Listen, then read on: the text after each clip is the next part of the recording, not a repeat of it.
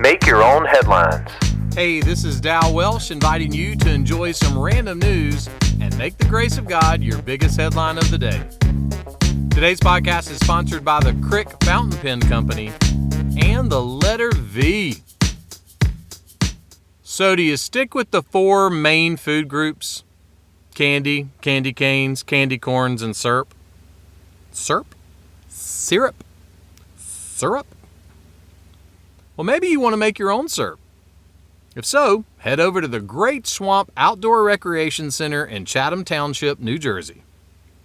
Every Saturday and Sunday through March 12th, you can learn how to tap maple trees, collect sap, and make real maple syrup over a wood-fired evaporator. Depending on the type of tree, it can take between 10 and 80 gallons of sap to make 1 gallon of syrup. That's a lot of sap.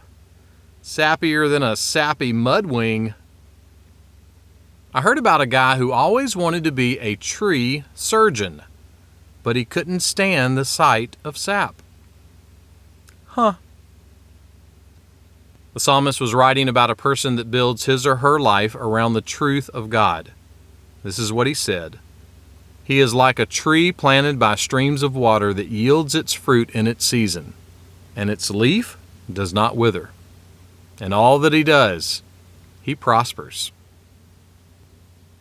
Well, prospering sounds pretty cool. And the math is a little different than sap.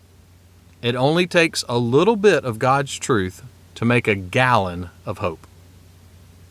Someone said this about why they love time in the Bible.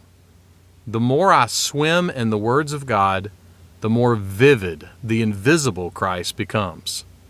And by His words, I feel His life-giving, nourishing sap flowing in me every moment of the day. In other words, when it comes to the truth of God, it's sappy in all the right ways.